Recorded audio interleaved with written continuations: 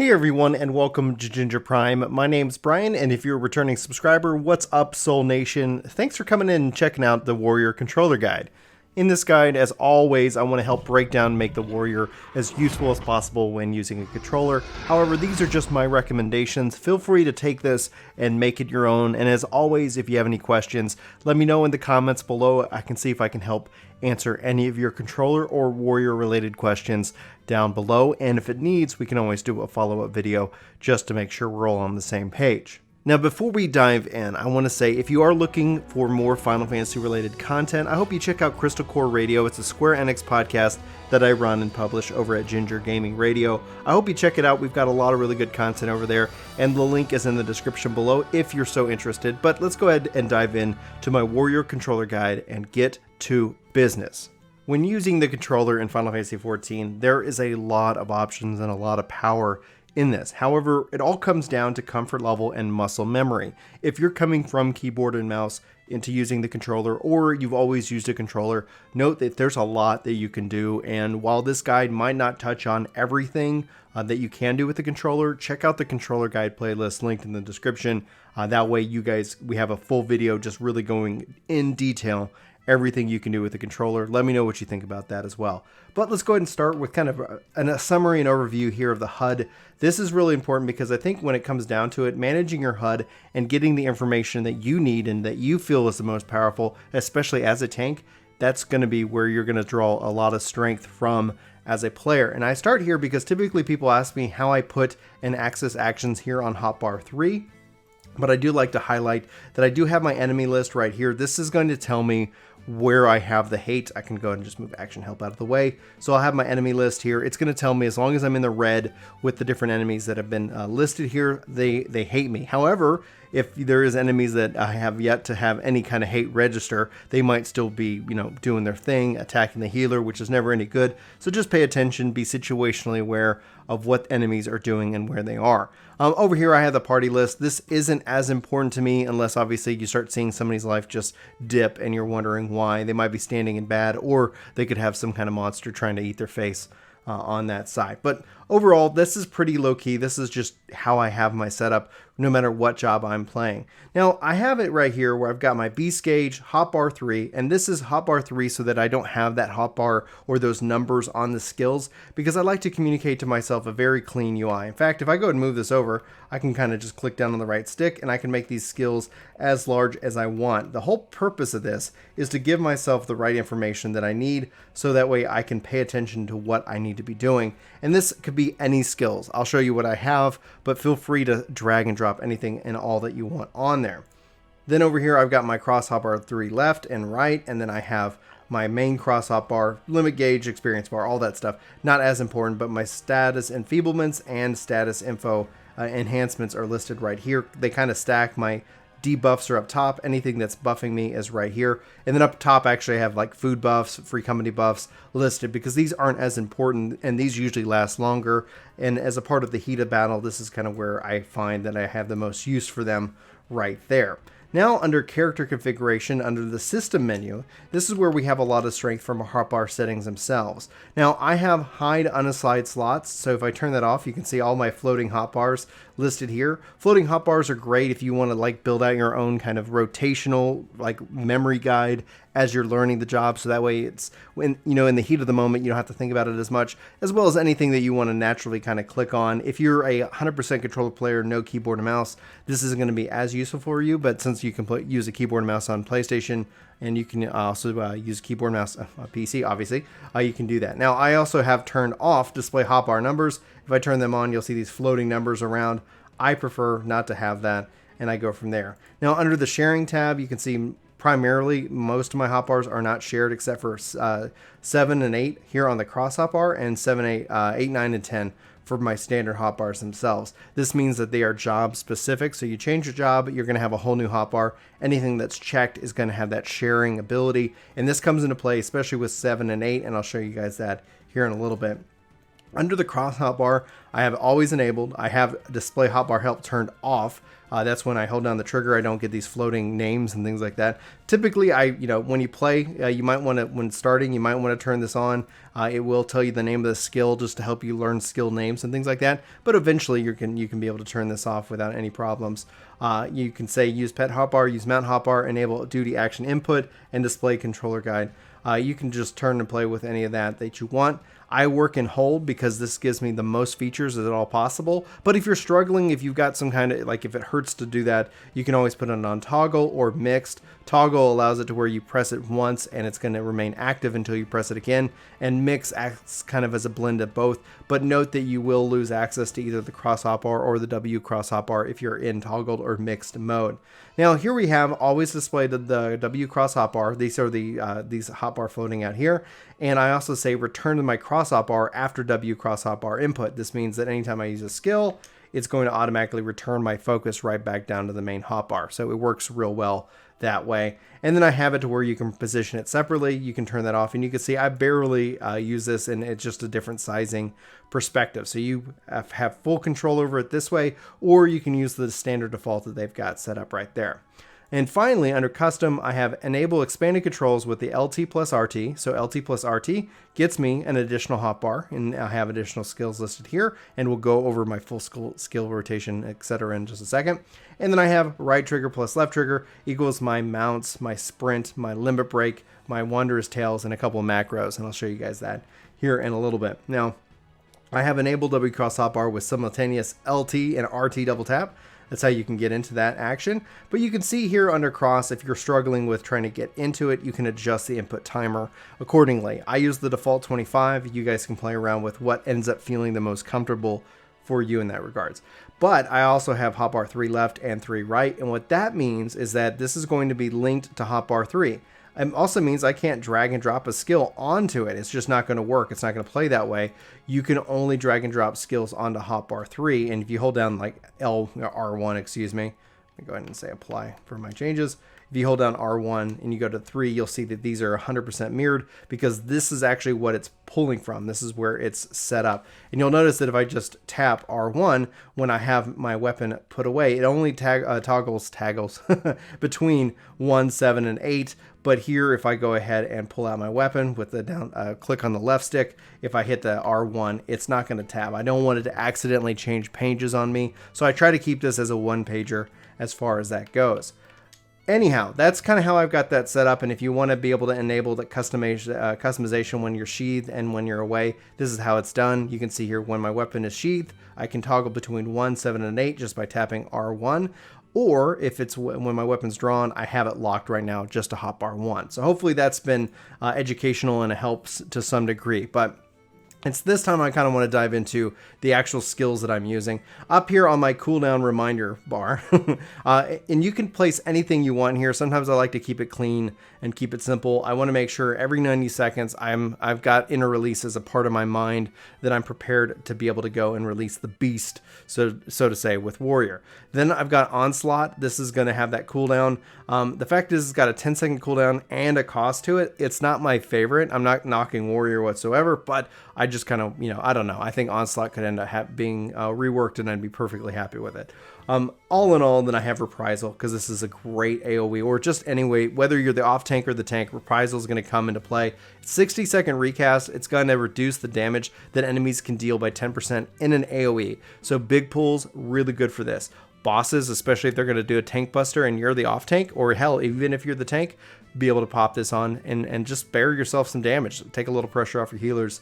That's how you can roll and do that. So anyhow, on the left W cross hotbar, just 3 skills listed right here. I've got Upheaval, I've got Equilibrium, and I've got Thrill of Battle. You'll see those pretty much mirrored over here. The reason is that if I want to be able to kind of be as a part of an AoE rotation, I don't want to have to sit here and toggle left and right. It seems maybe petty on my end, but I like to try to keep things tight and make it as less clicks as possible, but also have a little bit of muscle memory tied into it. Anyway, Thrill of Battle is going to increase your maximum HP and actually restore that amount recovered. And then you can also couple that with Equilibrium if you want to be able to kind of cure yourself with a big old cure and tap that. Just basically you got a lot of self-healing options as a warrior, especially later on in the game. Then you got Nascent Flash. This is going to be that basically a change with 5.3 means you don't have to target anybody, so you can just kind of apply it to yourself. But if you do target somebody else, they're going to get that glint effect, which is going to restore healing equal to 50% of what was recovered by Nascent Flash, also reducing their damage taken by 10%. And that is an amazing thing just to be able to apply to somebody else. You're going to get the Nascent Flash effect, which is going to absorb damage dealt as HP. So that means if you're getting hit, you're basically getting yourself healed. And if you look at it, it's a 25-second recast time. So just, you want to keep this, you want to have this active, and you can see that I actually have it active whether I'm doing an single target rotation or a rotation. I just try to keep it with all in the same kind of vein. Then I've got Vengeance. This is going to reduce my damage taken by 30% and deliver an attack with a potency of 55 every time that I actually suffer physical damage. So it's just another great thing to couple, and you've got a 120-second recast timer on that, so it takes a little bit longer. Inner Release obviously makes all of your stuff, free. I can just pop this off and then I can just kind of go nuts. This is so much fun, and obviously at a 90-second recast, you're going to be doing this quite a bit. So you can see here it also nullifies stun, sleep, bind, and heavy, most knockbacks and draw-in effects. It is truly a beautiful thing. It will also extend your Storm's Eye duration by 15 seconds to a maximum of 60 seconds. So this is another way you can restore that Storm's Eye. What's interesting though, and what I would recommend, is regardless, you want to try to get Storm's Eye up as much as possible. So even if you're doing a big AO pool, I'm still working on this personally. Try to get that Storm's Eye applied, because this and then even your AoE rotation will restore that to you. So you can end up keeping it up pretty much like an entire dungeon or an entire fight, depending on what's going on. Infuriate, this is going to increase your beast gauge by 50, but you have to use this while in combat. Like here at level 80, it has 2 charges. Oh, and I probably should have mentioned this earlier. You can preset all your skills, so you can actually set up your skills like this. This essentially is like Berserk, so if you're a lower level, it will automatically upgrade to Inner Release, so that way you can kind of set your skills and not have to worry about it, and then as you level, you'll end up leveling right into this kind of setup if you choose to use it. Anyway, Infuriate, beautiful thing. It's going to grant Nascent Chaos, which is going to upgrade either Decimate or Fail Cleave at level 80. Truly powerful stuff. Then over here, I've got Overpower. This is my AoE conal attack. Not as strong. Still pretty impressive at 130, but it's a hate builder. When you couple this with your tank stance, this is going to be how you focus and pull in lots of hate. And then at level 40, you're going to get a nice AoE kind of combo to it, and this is going to be Mithril Tempest. And this will also extend Storm's Eye duration by 30 seconds. So again, by doing that, you're going to be able to keep that power going. It does not apply it, it only extends Storm's Eye at this time. Then I've got Decimate and I've got Fell Cleave. Like you can see here, Decimate is going to, based off your beast gauge, it's going to cost 50, but it's very powerful and it's very flashy, and honestly, it's very awesome. Or you can use Fell Cleave, which is a single target attack, and this is going to have that potency of 590. So you can kind of see here, a big old AoE versus a single target AoE rotation. When you couple that with Inner Release and a full beast gauge, you can get a ton of those off at one time. All right, so let's go over to the right-hand side. We've already visited Nascent Flash. We've talked about Thrill of Battle and Equilibrium and Upheaval. Upheaval is fantastic, especially as a beast gauge costs of 20, but when you couple it with a rotation of your Inner Release, this is free, and so is your Onslaught, so you can weave those in to a Fail Cleave or a Decimate rotation. Truly devastating stuff. Highly recommended. would do again.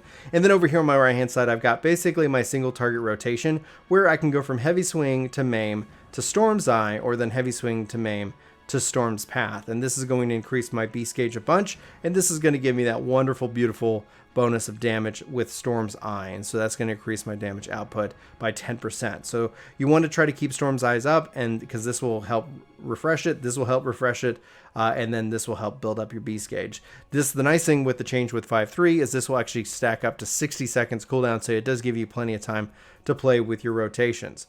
Now, if I double tap, I've got a couple of awesome skills. If you've seen any of my other tanking controller guides, you'll know that as a tank, I like to keep my cross roll skills, things all in the same spot, so I don't have to think about it for whatever tank I'm playing. If you have a stun, put it in the same spot, and that way your stun is always there. And if you don't have a stun, well, you know what? Oh, well, sorry. All right, so we got Shake It Off. This is going to be a great party, buff that's going to help absorb the damage that is taken by 50%, but it actually increases that if you have Thrill of Battle, Vengeance, Raw Intuition. If those are all turned on, this is going to make this even more potent and powerful.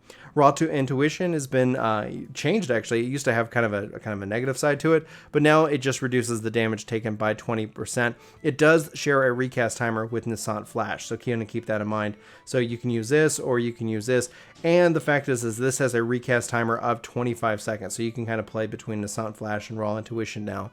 Rampart is a cross roll, another 20% damage reduction. It's got a 90-second recast. If you think about it, you got pretty much a 60 seconds to 120 seconds. Every minute to 2 minutes, Warriors really got something kind of cooking, and you can do a lot with. Arm's length, incredible for big pools. This is going to help apply a 20% slow when your barrier is struck. Your barrier is going to last 6 seconds, and that slow is going to last 15 seconds. So get everybody together, pop this off, and you're going to really reduce their overall damage output. So this is a great skill, especially when you couple this with Reprisal or Rampart. And when I say couple that, it's that you have that AoE rotation. I'm not saying apply all your cooldowns at the same time. Like, pop this, let them get slowed down, then maybe Reprisal, and then maybe your cooldown for your debuff, depending on how the mobs are all grouped together. You also have Interject. This is going to stun and a target's action. It's got a 30-second cooldown. It has no damage to it, so this is more just very situational. And then I have Shirk here. This is going to allow me to push 25% of hate to a target party member. Likely, if you're doing a tank swap, this is very nice to apply that 25% to the tank themselves. I find that there's no reason to really have your tank stance off in the first place, so keep that in mind. You're going to be the tank, and you can let the other tank get a little ahead of you, turn this on. You're not going to catch up as long as they're obviously doing damage, but then if you want to be able to push additional hate to them, you can always do that with Shirk every 2 minutes. Lastly, when we talk about the expanded and their shared, let's go and jump into that real quick. My expanded cross hotbar here, I've got my Defiance. This is my tank stance. You turn it off, you turn it on. If it's on, you're the tank. If it's off, you're going to be wondering why people aren't hitting you. It will be removed on certain syncing. So if you go into a dungeon and you end up having your level synced, it's going to be removed. So just kind of pay attention when you first queue into a dungeon, if it's on or not. Home Gang, this is your oh no, oh my gosh moment. It's got a 240-second recast time. This is going to not let your HP reduce less than 1. So if you're getting just pummeled, if things are going poorly, you can just put this on. It's going to save your life. It's going to save your healer's life as well. Then I have Provoke, same spot that I have for all my tanks. This is going to put me at the top of the list. It's not going to put a lot of hate out there. It's just like +1 to the top of the list. So if you're wanting to tank swap, Provoke, have them Shirk onto you, and you're going to be able to take over easy peasy. Then here I have Tomahawk. I've got it so as I'm running around and throwing it at targets, I'm able to pull from range. It's very handy. Highly recommend using it to pull in enemies. It's going to help build up a lot of hate immediately, and then we can go from there. Reprisal, this is going to reduce the enemy's damage by 10%. We already covered that. I have my Low Blow, which is a stun. I have it here because its stun is always in my same spot, so it's always for me LT, RT, and then the B key on my controller. And then I have Onslaught, and the reason I have Onslaught here is because it's my gap closer. I've got all my gap closers in the same spot on all of my jobs. Woo! We just went over a ton of skills and a ton of information, and hopefully this has been a help. Let me know if it has, if you feel like I've earned your subscription, if you feel like I've earned a like on this video. Let me know if this is the video that does it. I'd like to welcome you over here into the Soul Nation. But I'm going to go and wrap up today's video. Thank you guys so much for watching. Hopefully you've had a great day. I have had a lot of fun making this video, and I really love this job. If you get the opportunity, check out Warrior. And yeah, we'll wrap up with that. Thank you for watching. Hope you have a fantastic day. Take care. This video is sponsored by me, Ginger Prime. Hopefully you'll check out my podcast channel, Ginger Gaming Radio, which we have lots of guests, lots of great conversations, and even more highlights. Links are in the description below. Let me know what you think. Thanks.